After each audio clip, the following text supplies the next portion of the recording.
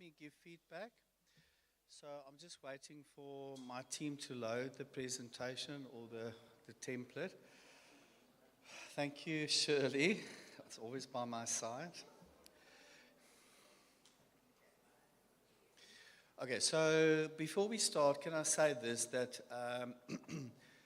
it's not always easy, although we yesterday had such a detailed presentation on the model, it does take time to process the information.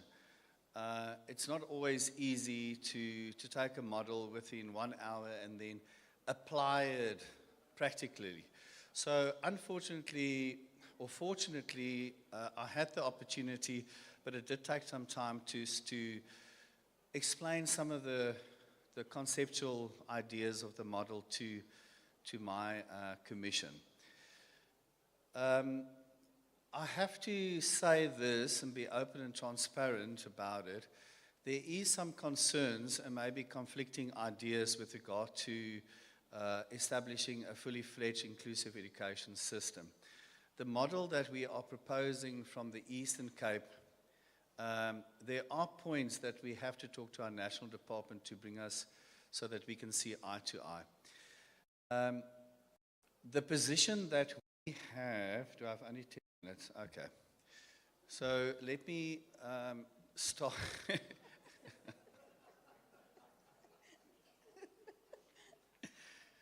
So, thank you. Thank you. So you're also enjoying the moment. So let me start with the activity plan. So we already have the status quo for the activity for next year. With the support of our Chief Director and our DDG and all the top management officials, we have managed to put the first year's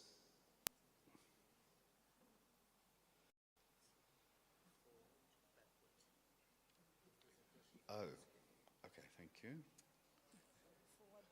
This one. Yes.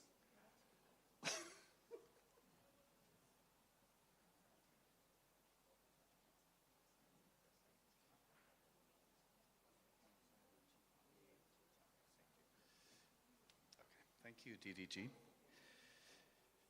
Okay, so the concerns, let me just recap and go back to the concerns because I think they're important when we move forward. We want to be close to our national department as close as possible when we move forward. We don't want to move in a direction that they don't feel comfortable with. So when we spoke to our disability sector, the consensus from the Eastern Cape is that although we support a fully fledged inclusive education system, we do believe that there is place for separate units within mainstream schools for learners with specific types of disabilities. That's a strong belief we have. If I can give you an example, a child that is severely intellectually impaired and has a comorbid diagnosis of autism spectrum, which is a lot of our kids in our Elspeth centers, will find it very difficult to cope in a mainstream class where there's 45 learners. They have sensory issues, where there's noise, or, each child is so individual. Anything can trigger that child. The child sense of belonging in a mainstream class. Some children are clever enough to understand that I am not doing what the other children are doing, and they become self-aware, and it creates behavioral problems for those children. So there are, what we believe is that the child must come first. We're not going to force a child into a system. We want to make sure that the system is flexible enough to respond to the needs of children. So our model makes it very clear. If there's a child with severe intellectual disability and can cope in grade R or grade 1 with other kids, then we'll place that child in that classroom. But if we come to a point and see that this child is not coping in this big class of 40 children, his sensory issues are just too overwhelming for him, he's keep on acting out, he has a sense of self-awareness that I keep on falling behind, he's not progressing, or for whatever reason might be, we have proposed that for those children, we do create units for them. And the rationale for the units is it's a favorable teacher-learner ratio. It means that we have planned for not more than 10 to 15 learners in a unit where there's one teacher that can give attention to those children. We are not saying the children are excluded from the playground, from activities, from sport activities. There will be many instances where we will promote inclusive education for those children. But we do have a strong belief that those children's needs are of such a nature that it's not always possible. We also from the position that it's not according to what we find in our mainstream schools that you'll only find 2 children at maximum with disabilities. The research is not supporting that. We find that you have various numbers of learners in a particular school with disabilities. So the idea of flocking learners together with disabilities into one-stream schools, taking them away from the mainstream schools, we don't think that holds water. So we will look at all those contextual factors with the needs of the child and then do the proposal. The other concern was, but apparently when I spoke to some of the colleagues at National, that's part of the interim committee that's critically evaluating the White Paper 6, there's no concerns to have units for TOC in mainstream schools, but yet that is also a unit. So there is some contradiction information that we are receiving. What we are trying to do, we are trying to respond in the best way we can to the kids. So we are suggesting, Mr. Noble, with all due respect, an open dialogue with your office on these matters so that we can get clarity and just find a way forward. We don't want to be the only province that doesn't understand the needs of our children. We want to know that we do understand what our children need.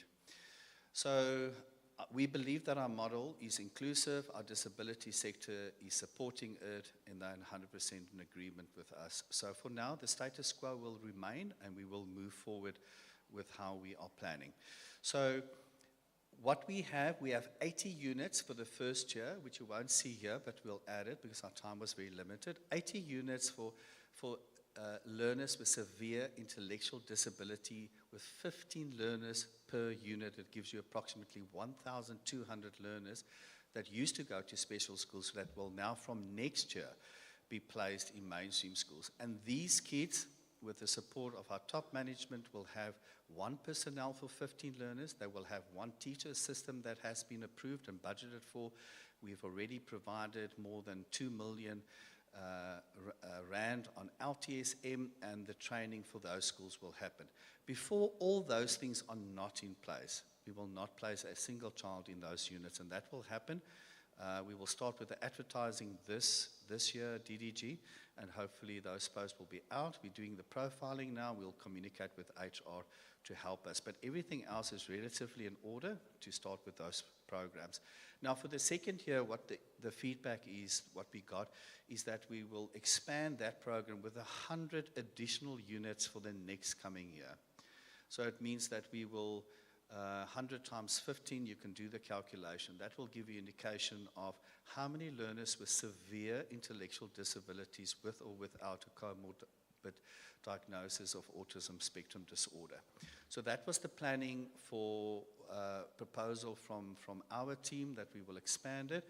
We will indicate what the PPN requirements are. We'll put it on the plan, and we will reflect on that. What we said is that our districts we gave them the distribution of the current posts with their special schools, what their needs are, and they have made inputs on how many units they require, but we are going to communicate further with them so that we can make sure the distribution is fair. We want to focus on our rural areas, our children out there that are not being provided with support. So that is the SID, ASD units will be expanded by 100 for the second year, and then the third year also 100. First year, as I said, everything is in place. All resources have been looked after, and as well as we've made some adjustments to our norms and standards to look after those kids. Then we spoke about therapeutic support. Now, therapeutic support, we are moving in the right direction. For this year, We have allocated 20 additional therapist posts, 10 for special schools, 10 for the districts, and we're moving in the right direction, and we are asking for 20 additional posts for next year, again 10. We have indicated in our action plan that our Elspeth centers, our 30 therapists there, will follow the integration of learners from the Elspeth centers. We have about 500 learners that must be integrated by the end of March, and we are working close with our Elspeth centers. Our relationship with our Elspeth centers, Mr. Ngobo, is special, and we want to honor them, we want to respect them, and we do believe in an integration process, but we do believe in a due process. Our centers we're working very closely with them, and we do believe that they need to be integrated, but we're going to take it step by step. We don't want to harm our kids in the process. So we are steadily moving forward with regard to the integration, and the therapeutic support is available. We have the MEC outreach, that's part of the action plan. On an annual basis, we go to districts that have limited number of therapists, and we do additional assessments. And then we've also have 4.2 million from COE from the Elspeth, which I'm taking 1.6 million to provide for outreach services to make sure that all our children are assessed as well. Then with the next unit, or the next type of support, is the level 3, which is the deaf and blind learners. Now, our disability sector is very excited about this. They are supporting us 100%. On this one, we believe in a fully inclusive environment.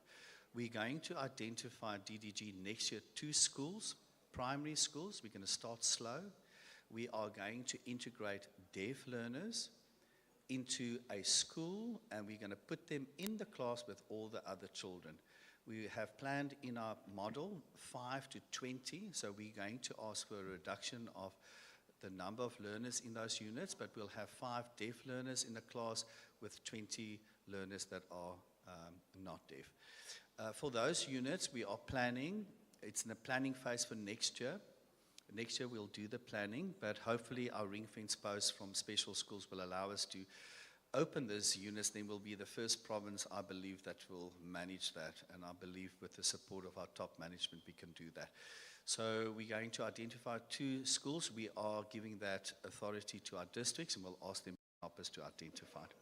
Then to learning support units, those are the units. We have, I think, 18 or 19 units. I can feel the presence of the Chief Director here next to me, which means I need to finish up now. Learning support units, I think we've got about, where is Jerome now?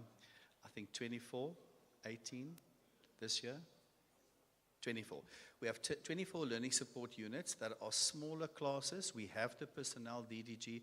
It has been approved. The PPN was allocated to those schools. We have bought them LTSM. Those will be smaller units where learners that are struggling with the curriculum will go for on a temporary basis to get additional support. Then lastly, TOC. So we have planned for 12 TOC units for next year. That's linked to our vocational schools or occupational schools. We have 12 units for our occupational schools. And what we are saying is that let's link the TOC, and this was also the support of Chief Director Mrs. Bula. Let's link it with the vocational schools, because they already have the personnel, they already have the units, and we have 84 plus of those schools in the province. We have identified about, out of the 12, I think about 7 vocational schools where we're going to place, as from next year, 40 learners per school. So we're expanding. About 600 learners will now be exposed to the TOC, where our 3 schools that we have is running at full capacity. So we have the PPN for those schools. We bought them about 10 million rand of LTSM equipment, and we are providing that to those schools. And we will then, for the following year, identify 15 new schools, and the following year 15 new schools. And so slowly but steadily we will expand on the TOC for those children. And this is a very important project for us because it really opens the door for a lot of progress learners that are just not passing and falling out of the system. We will be able to hold on to those kids with all of these programs. And then the last one is our special schools. We are saying that in our deaf, blind, and physically disabled schools, we have children that are intellectually impaired, but yet we only present the academic curriculum to those kids. So it's not possible for those kids to pass. That's why you have such a low pass rate at some of our schools, because it doesn't mean if you're deaf and blind that you don't necessarily have an intellectual disability. So the submission will be en route. We will take it from the ring fence post. We will introduce the SIT curriculum as a matter of urgency in those schools. And we will also introduce the TOC curriculum in that school. And then lastly, our Gali Tembani and Ruben Burren School, we're going to introduce DDG, a SID program at Gali Tembani. Remember, it's TOC, but we're going to introduce the SID, the DCAPs. Because sometimes when you look at these kids, you won't know. Even the assessment can't tell you, is the child severe, or is he moderate? The test just doesn't tell you that detail. So it's more about adaptive functioning. So those programs run really nicely together. And we do have a concern that all of these programs are going to be aimed at primary school. So where do we take our children that are older, that are severely intellectually impaired?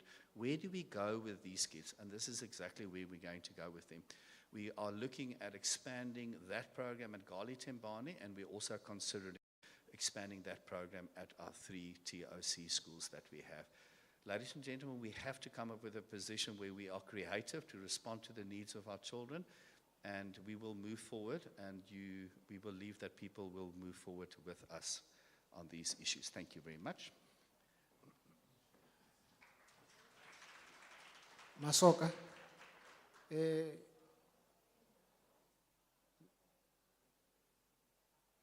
Mr. Plata, Mr. Pata, is this yours? The laptop. You even left the laptop here.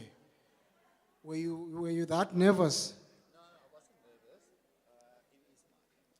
Thank you so much, Mr. Pata, for that presentation. Can we give him a round of applause, please? I'm going to make my remarks after the third presentation. Can I request Commission 2 to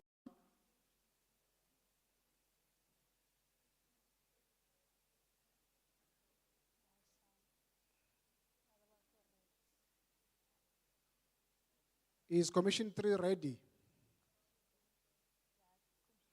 Oh, let's usher Commission 2 to the podium.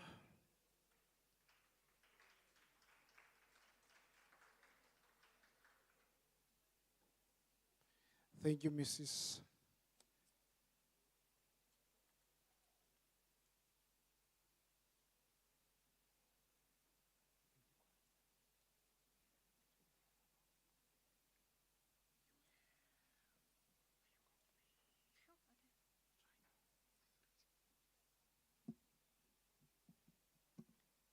Afternoon, everyone. Can you hear me? I'm just presenting back info that we had in Commissions 4 and 5. Commission 4 was Assistive Technology and Devices, and Commission 5 was the Data Management System. We only got to the point where we were really discussing issues, and we didn't populate our template. We never got to that. So I just want to present like a running discussion of some of the key issues.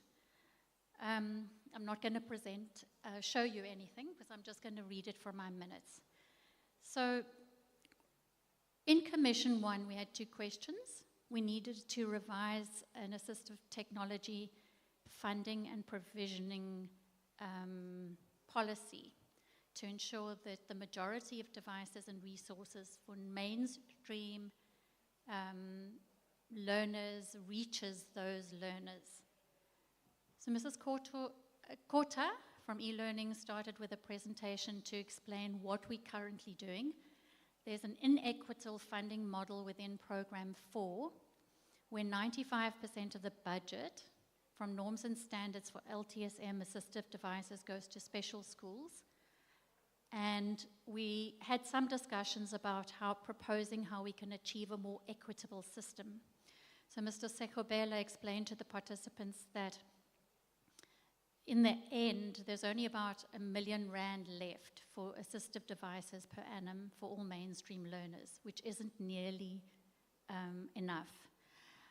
Mrs. Korto also explained some of the packages that they are providing, and 6 special schools were resourced from a recent rollout of a package from Stats SA and CETA.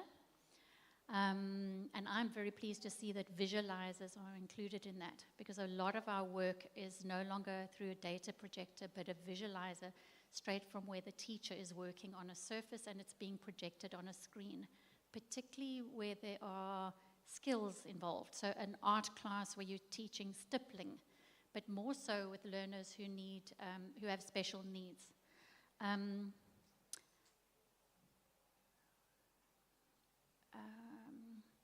We had more discussions about centralizing that budget. There was a question raised by the disability sector whether we have the information, whether special schools are in fact utilizing the LTSM assistive devices budget. And there was a call from several members to ask for more research and for inter-collaboration. So with the disability sector and also with the institutes of higher learning. Mrs. Bula supported the idea of not working in the silos across our directorates. So we need to come closer as inclusive education to e-learning and to IT school resourcing. We didn't mention that, but I've just thought about that. We had several contributions, and Mr. Samili made the contribution that what we're trying to achieve is really cake in the sky. He gave the example of how a pen might cost a couple of rand, but a Perkins writer costs 15,000 rand. So disability is expensive.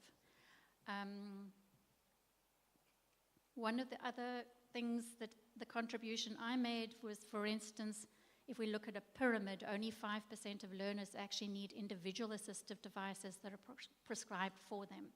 Things like communication devices and highly specialized devices issued to the child. And 60% of learners can benefit from the e-learning provision, so laptops, Chromebooks, visualizers, and maybe assistive software. And then there's a smaller group who really just need universal design for teaching. And that was identified as an area that we really do need to capacitate teachers. So on Microsoft 365, for instance, using the accessibility features of creating contrast, increasing the font, using immersive reader that's already built into the software. I hope I've captured all the points under that section. We didn't get to a point where we populated the template and gave timelines. Then to discuss the next commission, Education Data Management, Dr. Mbeje gave a good presentation outlining where are we able to find learners with barriers to learning or ELSIN learners wherever they are. And there's a new system that's going to be put into place from the next fiscal quarter that looks at mainstream, offering NSC curriculum, ELSIN in mainstream, ELSIN in a unit, ELSIN in a special school. And the resourcing needs to be developed into a differentiated resourcing module that should provide for the learner wherever they are. So we brought up this idea of the money following the child. It also raised the issues from several people, mainly Mr. Els, who is saying the verification of a learner's disability needs to be done by the district-based support team, because at the moment, a clerk or someone in the school is loading the disability. So I gave the example like learners who need spectacles are loaded as partially sighted. That's inaccurate. And then if funding is going to follow the learner, we really need to get rid of that inaccurate or resolve the issues about inaccurate data on the SAM systems. Mr. Els also presented the numerous data collection tools that we've developed in inclusive education through Microsoft Forms. And there was a discussion that really we shouldn't be using multi-data collection, and there's no connection between the two systems, and that we need to build dashboards that really speak to combining the data. And SASAMS it was proposed that SASAM starts to integrate the Microsoft systems to avoid this duplication, or SASAMS is more sensitive to capturing the data that's important for the provisioning of inclusive education. There was some debate, a discussion about how schools load the learner profile and other information when a learner's been identified through the CS process. But the SASAM system is not a live system. It's behind. So the information is not current day to day. EMIS offered to assist inclusive education with providing that data when you do warehousing, I think it was called, at the end of every term.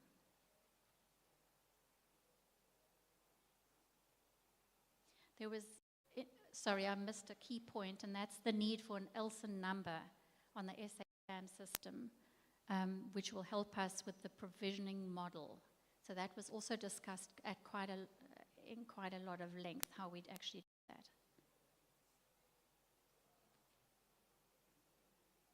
I think that's captured anything, unless Mrs. Bula or Mrs. Koto would like to add anything. Thank you, colleagues.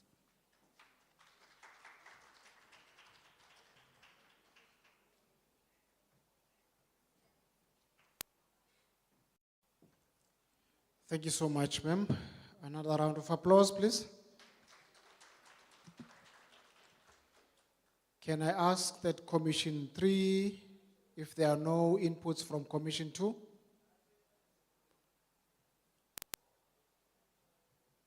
Okay, Commission 3, can you come? Thank you, Mr. Ngob. Thank you, thank you. Nokhala, Gian, Msuthu, Kubevu. Hayi man.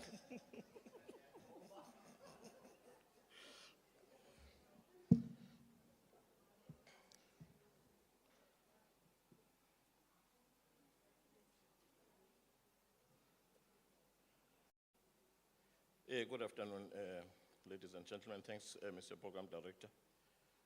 I am going to be quick with our presentation. Good afternoon, DDJ. Sat Ukora and the IT guys are trying to flight it there in the screen. Are you winning? Sure. Oh, okay. Our commission was Commission 6, dealing mainly with child abuse, with more focus on the standard operating procedures with regard to that, facilitated by Mr. Mngoni, with a resource person, with Dr. Ukora van Foren, myself, Ndongo from Ekrisane East. What do we want to achieve with this commission in this Indaba? Wanted to provide a clear framework to identify, or perhaps for identifying and reporting child abuse. We might all agree that we are faced with various challenges regarding child abuse in our sector these days. We felt it proper that we should provide identification and how best can we report child abuse situations or happenings in our sector. To ensure legal compliance, with more focus on the Children's Act, Sexual Offences Act, Domestic Violence Act, as part of our legislative frameworks and other related legislations. Protect learner rights and ensure safety, strengthen implementation of the guidelines and the protocol on child abuse and sexual misconduct reporting in schools. We want to clarify roles and accountability of all functionaries, perhaps even to describe who are the functionaries responsible for reporting of such abuses. School principals, all other functionaries, school-based support teams, DPSTs, psychologists, social workers, and everybody related to whom these incidents could be reported, to ensure uniform understanding and mandatory reporting duty, as in terms of Section 110 of the Children's Act and the related laws.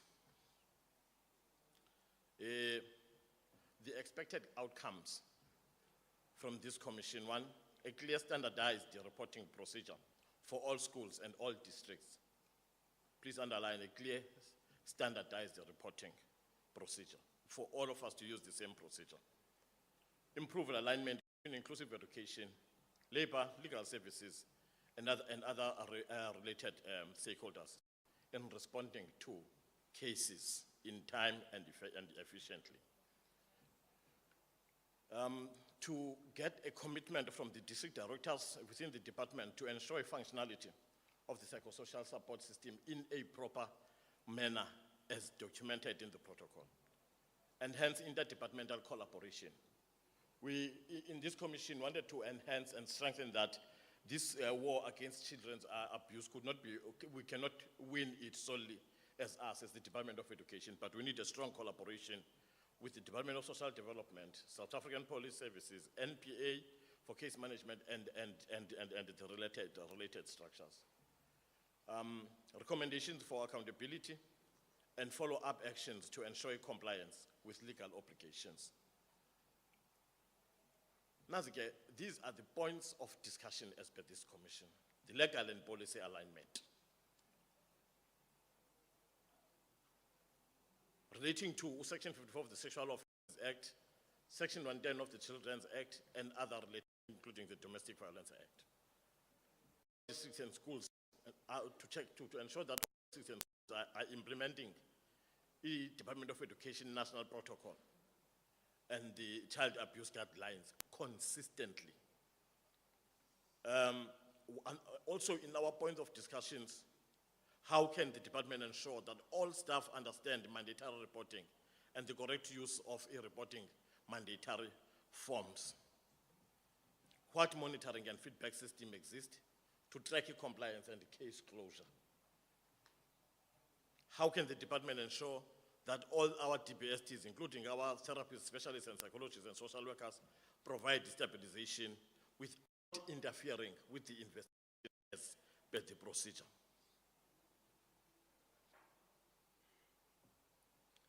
We also dealing with the capacity development and support.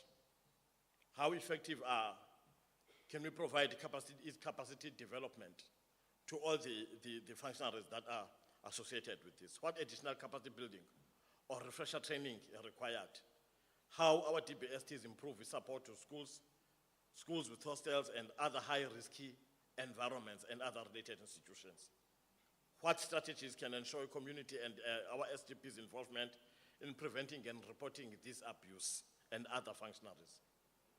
Then how the inclusive education, curriculum, labor, the legal work together to strengthen the accountability within the turnaround specified times. 2, systems strengthening and data management.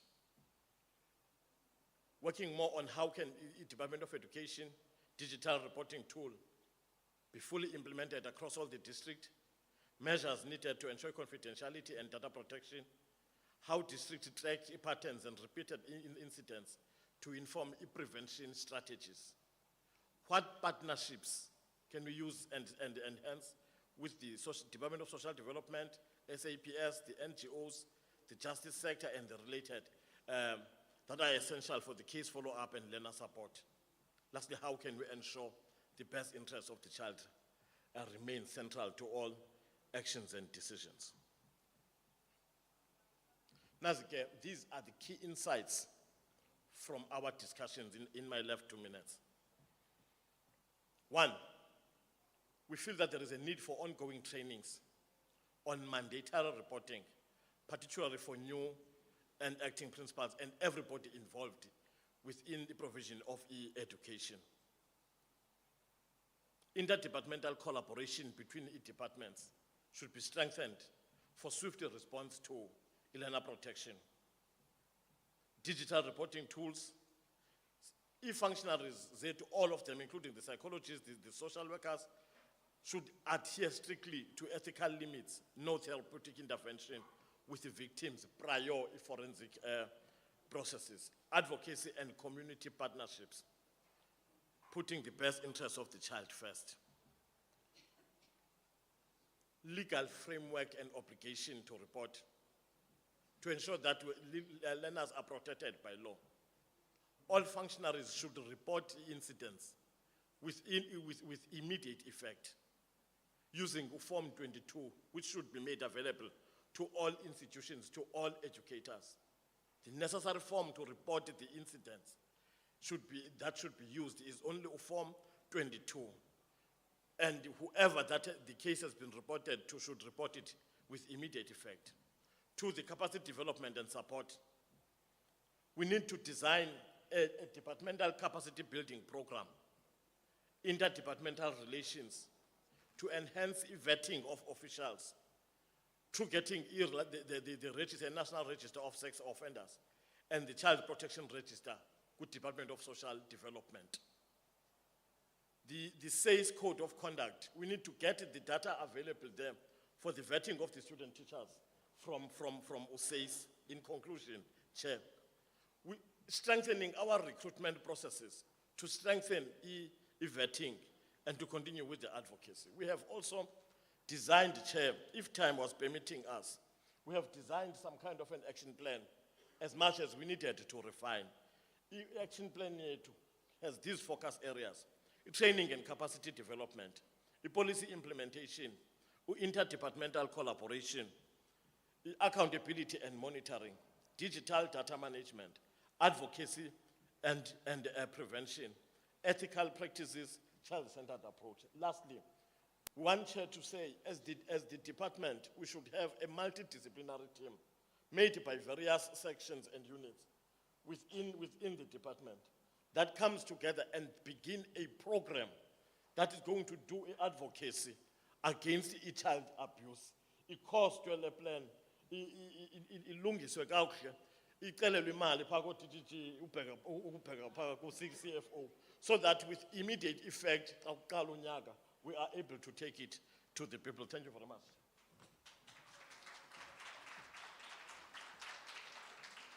Thank you, Mr. Ngobo.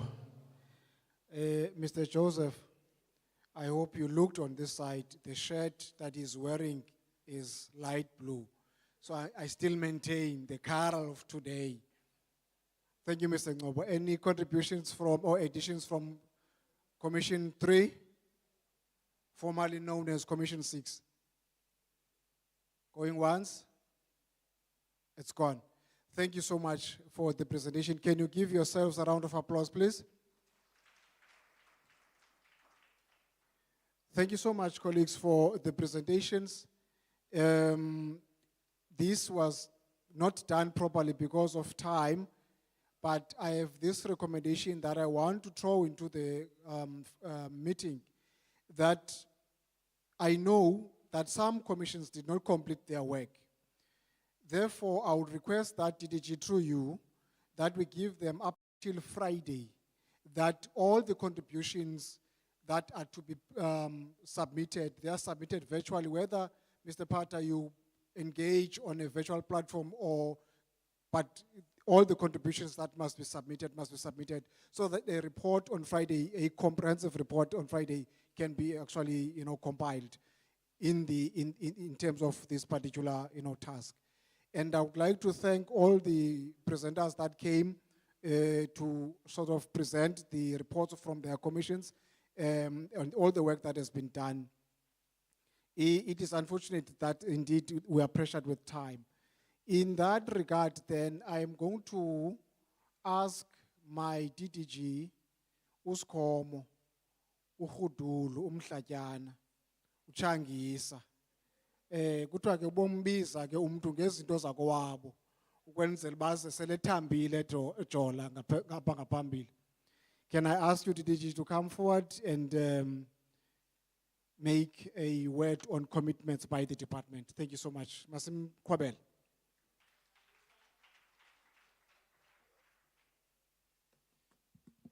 Thank you. Thank you, Chair. Eh? Oh, sorry.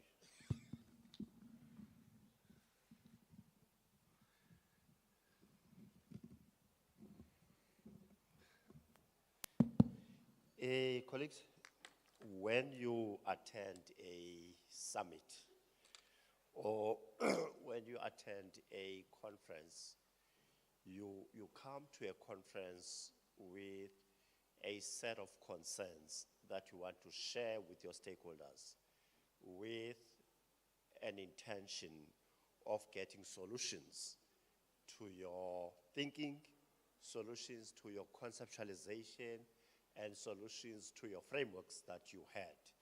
And operating within those frameworks, you told yourself that in my little corner, I've thought about this, and in my little corner, I've tried to pull all this information together, but it still does not make sense. So let me therefore invite everybody. So as we come along, day one, we put on the floor what our expectations of this session are. The reason we do that, we don't want to call you for the sake of calling you. We are calling you so that we can make a contribution to take the system from one level to another level. So all of the things that need to, or that require to be worked out and teased out, they are thrown into commissions. And in the commissions, this is where we dedicate the whole day on commissions. And if you note with you, it was just 2 hours, you know.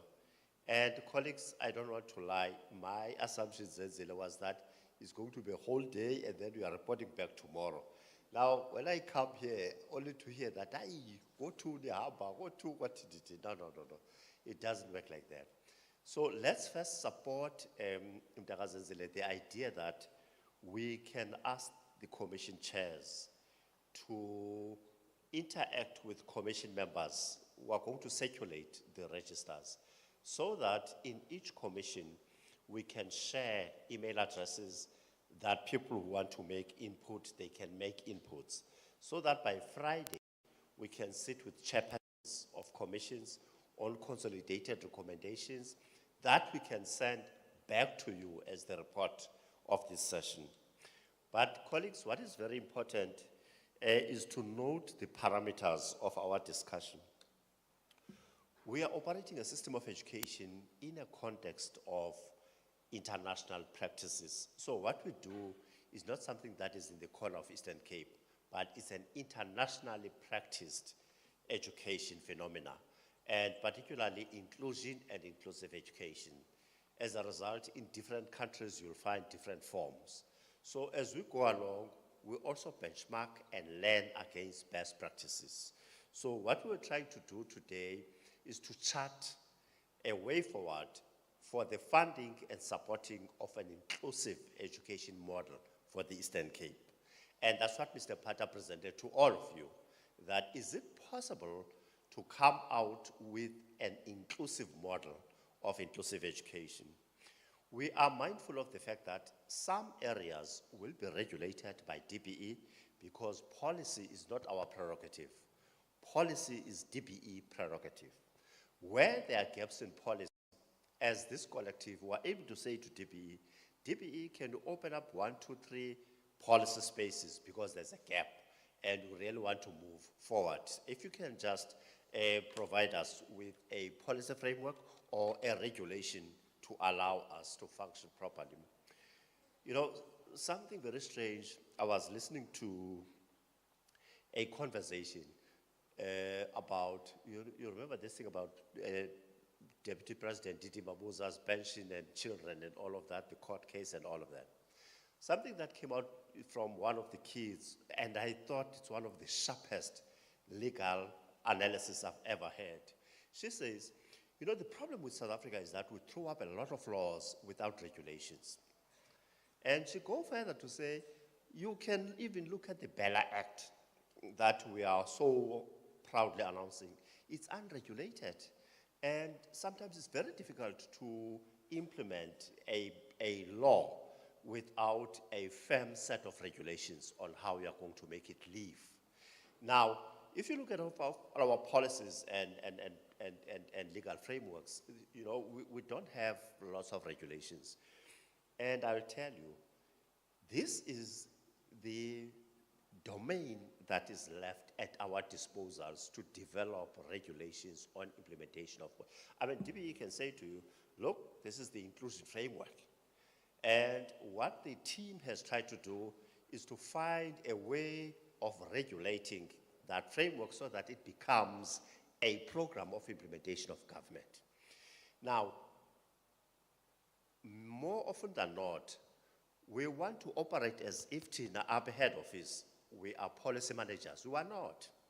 We are policy implementers. And as policy implementers, we are the ones who are supposed to come back and say, it doesn't make sense on the ground. Therefore, let's regulate it differently. Now, coming out of this discussion, the first one, colleagues, that's very important, is the model itself. And I should think, let's support the idea that says, you can't throw all eggs into one basket and say inclusive education or inclusion. You would need separateness. And I should think there is truth to the fact that we need to find one another between ourselves and DBE on the concept of inclusion and inclusive education, and on the need to discuss where parameters of difference are between us and DBE. I'm also managing the space of curriculum, as you all know, and mother tongue-based education has come up as one of those. As we continue discussing an approach to reading, we're also introducing mother tongue-based education. And the key question that comes in is that in that discussion about reading, which is almost a compliance to a national framework, we don't discuss the epistemology of African languages in the science of teaching of reading, using the metaphor of the African culture and African base. And that requires a meticulous approach locally to look at what is our context. The same thing applies in here. We need to start looking at what forms of inclusion that are emerging in the Eastern Cape, and what forms of disabilities that are predominant in the Eastern Cape, and therefore what model is going to fit us in the Eastern Cape. We take into account, Lawrence, that historically we have two sides of the province that have been provided in a very vastly different way. You have the other side of the Kai and the BCM Nelson Mandela Metro concentration, where not only inclusion, but where special schools were highly concentrated. The rest of the province neglected for quite a long period of time. So when people talk about autism as coming, it's not necessarily that autism is coming sharply for the first time, but it's because people have become aware that government is supposed to support this kind of inclusion. Now, in this case, it actually means in the past, we were not paying attention to all of these. Now we're beginning to pay attention to them. So the notion that says, look, differentiate, separate, we therefore need to develop a very strong database, data collection, on how we manage cases that emerge as a province, especially cases that require inclusion, interventions. As I'm saying, colleagues, we don't have a database at ward level, which is the smallest unit of government, wherein our district can tap on data that comes from the hospitals, that comes from home affairs, that comes from social development, just to give you a card profile of this child per household. Even including the cluster discussion, my fight with them is that when you fight issues of disabilities, poverty, those issues zine address, zine stuko, ezuzenzile bezabantu abagezutuko. So it's not cases that are out of the blue, but really it's households. But colleagues, as we're sitting here, we don't have that data. I can ask you now, where is our database on newly identified cases of autism in the Eastern Cape? We don't. And this is the big call for all of us to think about the system afresh. And that's why we've put up a framework to say, our framework of support of all of these cases has these levels, but we agree that we cannot just club them all together into one system. We need to agree that some might need a bit of differentiation. So I should think let's support that we need to then agree who needs specialized support, so this framework that has been presented by Commission 1, I suspect we need to support it fully. It's going to be a tough time. Imagine when you say blind and deaf children must be integrated in the mainstream. It means, therefore, as government, you know who they are, where they are, and how much do you need to support them. Otherwise, you are going to go back to the tragedy of full-service schools that you declare emotionally. I see in full-service schools. Then the next thing, we don't meet the obligations of the full-service schools. And therefore, they don't do the job that they were established. So nationally, there was a decision that, hey, let's revise, let's review, because we're not plowing the requisite resources to these full-service schools. Again, if we were to think about moving the direction of specialized units, we support that, but we need to agree, what are the norms and standards that will apply to our specialized units? What is going to be the PPN provision for that? What is going to be the LTSM provision for that? What is going to be the funding requirement for that? If we then work out each of these and we're able to package it, which is what we expect commissions to support in doing. What will a special unit look like in terms of all the provision that it must cater for? Now, if we say these kids must go to full service schools, what are the implications for the skills combinations of teachers that will be dealing with these classes? Now, if we have to think about a 5-year plan, it's going to give us a leeway to work out over a period of 5 years to say, look, in the next 5 years, we can tackle 10% of the problem. So it's going to be very useful. The second big issue, colleagues, that you spoke about, which I think is very important, is the issue of funding, equity redress. Now, post 94 colleagues, I should think the main obsession with everybody, you can go to the Fiscal Commission and all the recommendations that they made. You can go to National Treasury. I should think the main concern was really about the poor of the poorest and how they can get the lion's share. Because historically, whites got the lion's share compared to black children. In so doing, we then worked out a formula that is even beginning to kill some of the interventions that we're trying. Can take, for example, farm schools. Farm schools will never, in any figment of imagination, give you 1,000 children. It's a farm school. A farm school with 200 kids. Yesterday, I was in a farm school in Port Elizabeth, wherein children as big number as 40 in one class is grade 1 and grade 2, because the PPN does not allow. The PPN funds the number of children in a school. That's why we have rationalization, small schools. Otherwise, it's the phenomenon of the Eastern Cape. And I don't think we want to recognize that. Again, inclusion comes to that space. When you argue for PPN and when you argue for resources, it's going to be important that we are dealing with a different category of learners. So it's not the same category of learners as any other body. So the contextual background to this is going to be very important, such that equity and redress, they work together when we talk about funding of inclusive education. I should think that's one thing that comes out from the second commission on funding.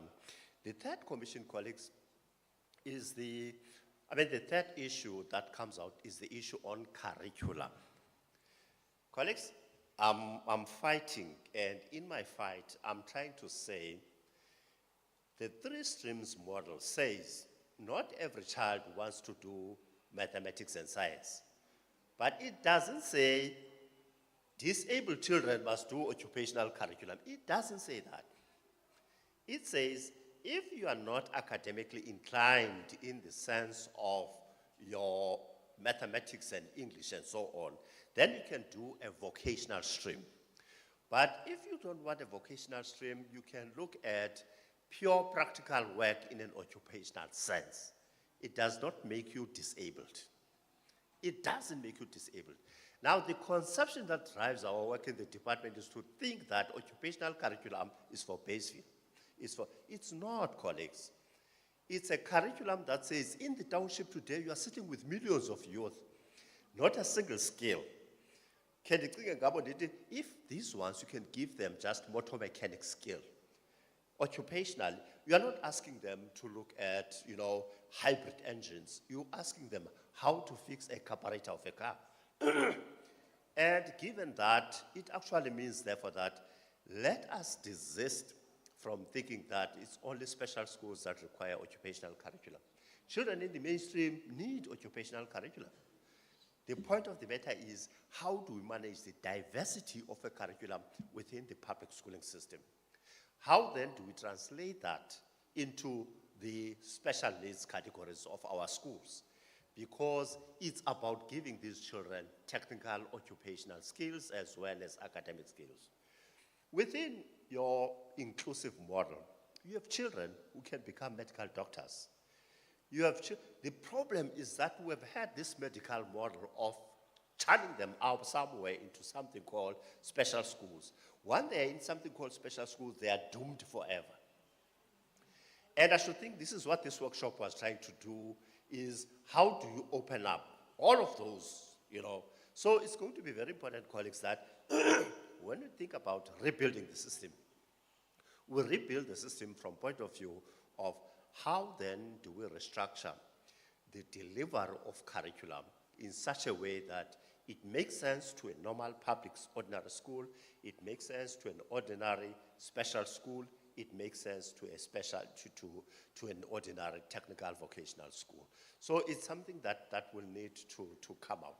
So these allocations, as recommended by the commissions, that look, we need to introduce seed curriculum here, and it's because we have assessed that these kids will thrive better in this curriculum. So it's going to be important that the commission then makes very specific recommendations so that when we go back to all stakeholders, we agree that this is our target on seed curriculum, and this is how we're going to fund it, this is how it's going to work as a model. So it's something that we need to plan thoroughly. And last but not least, colleagues, is child abuse. I should think the commission on protocols must be given time to consolidate and come up with a very concrete protocol on how do you deal with identification, management, and the referral of child abuse cases. The legal framework in South Africa is one of the best. The Constitution guarantees. The Children's Act, it gives you very specific, but we need then to develop a regulatory framework that allows us to have a standard operating procedure on how we are going to deal with abuses. Whether in a primary school or a secondary school, as long as these children are underage, the system is not supposed to be laughing with anybody who abuses children.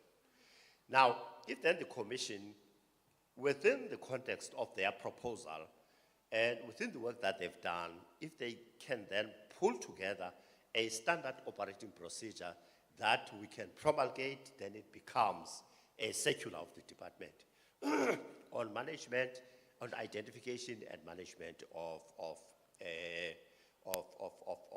child abuse cases. So, colleagues, in those few words, we want to endorse what Mr. Zenzele was saying, that these are the areas that we need to look at, and then by Friday, if you can consolidate all the reports into a report that will be sent to all of you for comment, it's going to be useful for all of us.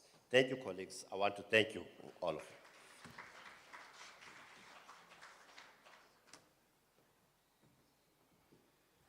Ndicela ezinye izandla futhi.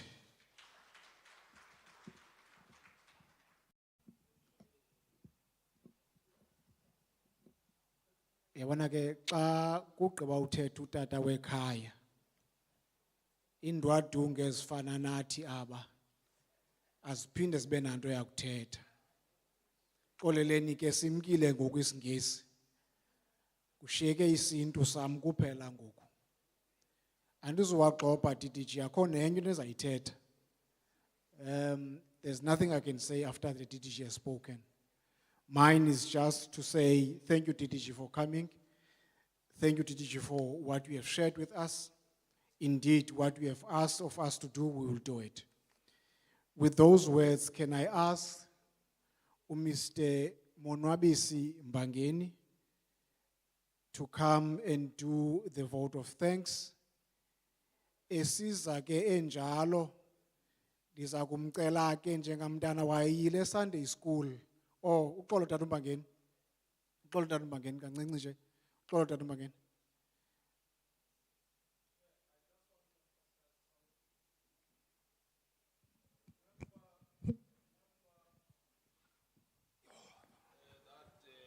Colleagues, with due respect, that this program was also in partnership with the disability sector. However, the end product shouldn't be us and them. All right? It should be a product that comes from an Indaba with the implementation plan. So I'm just saying we should also take stock that, not me, I don't even see the leadership, maybe that's why they left. Not me, but the disabled people, disabled people's organizations leaders must, in this process, because we're dealing with an issue that talks to also the Elspeth centers, which is a crisis not only for Eastern Cape but for the country, all right? So as we do these things, we must always acknowledge the input and the responsibility they have taken away from the department, in line with the department's constitutional mandate.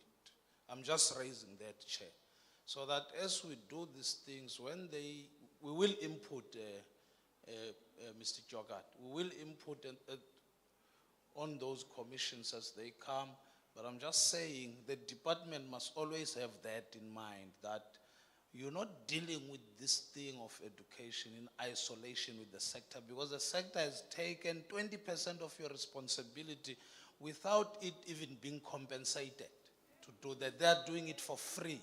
Parents have to leave their work, abandon work to go and look after their kids, whilst other kids are at school. I'm just mentioning that. Thank you. Thank you so much, Tata. Thank you so much. Mr. Pater, let's take note of that one. As Mr. Mbangeni was coming, I was saying, njengamntana ke ukhulele ecaweni. Uyawuthi ke xa ewenza amazwembezwembe umbulelo, angamlibali unala. Over to you, Dad. Thank you very much, Program Director. Let me also rise on the protocol that has already been established in order to save time. Mine is very simple. Just to say thank you to everybody who's here. But let me do that by starting Gogubulela, the TTG that has joined us. We have been missing him the whole of yesterday and the morning session today. Enkosi Budrai for coming to this meeting. We also want as the department to appreciate the presence and the inputs that were made by the MEC for the Education Department and also by the head of department, who has passion and interest in the subject. But also in the commission that I was in, something has happened there. Utata Mnguni gave us chance to introduce ourselves. Zange ndambona ubujeke novalo kangaka. We were joined by a number of officials from the NPA, and yazi le nto emothuze kangaka. Nabanye ke abaninzi who took their phone and moved out of the commission. But what I want to appreciate is the guidance that they provided to that commission in terms of clearly articulating the protocols in terms of reporting sexual harassment cases that are prevalent in the department. That commission was exposed to Form 22, and it was my first time portrayed to learn about that Form 22. Akhonto ke, but the Department of Education also wants to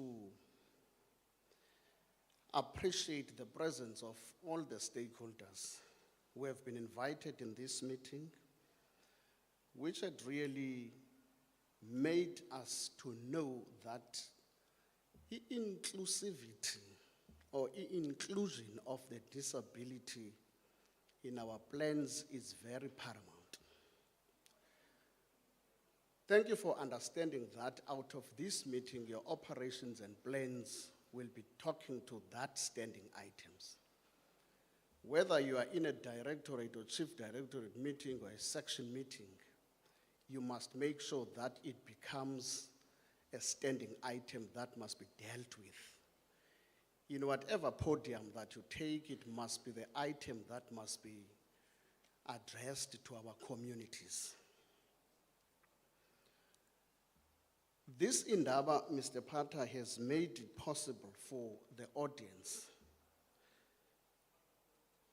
to know that we have got the responsibility of celebrating the achievement and also promoting full inclusion of people with disability. Let alone that we were exposed to a very complicated but very interesting language that I was not even used to. Yafundisa abantu abaninzi ke. We really appreciate that. Our presenters have made it possible, had taught this audience that without inclusion, the education system is incomplete. So we have got a responsibility to go out and run a department that is complete. How often do we talk about it? It's a matter that must be addressed on a daily basis.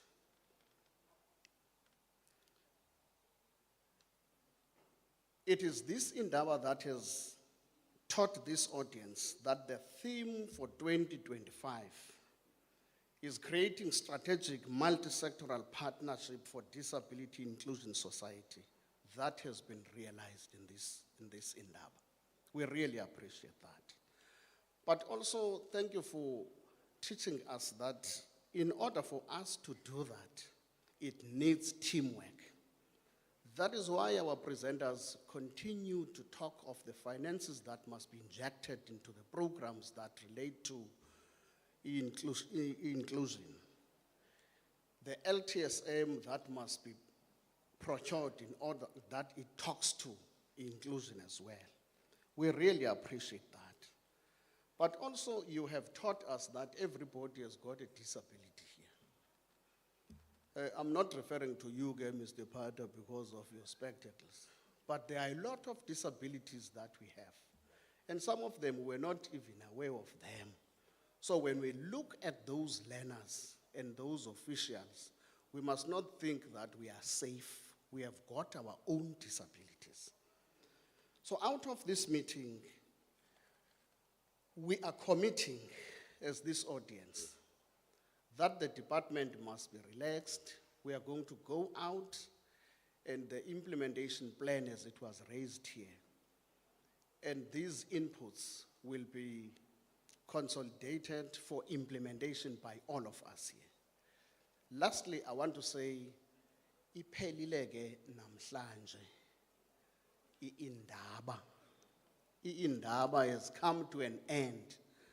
So our next step will be our families and our homes. We are not going to go via. Enkosi kakhulu for that. Can we then stand up and take the grace.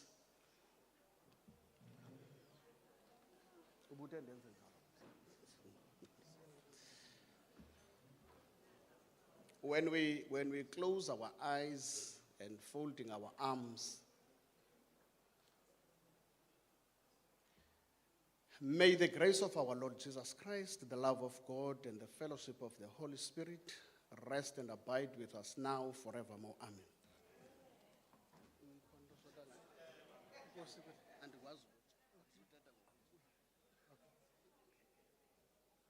Enkosi Tata uMbangeni. Donqena nje uthethe into ethi nje. He is one of those descendants from Zimbabwe. He's my brother, that one. He came from the back of the crocodile. There's the fellow colleagues, Xolo Nkancinci, excuse me. I am told that the SLMC and the guests shall go to that one over there. Mr. Schobel, am I right? The SLMC DEXCO members, the guests shall go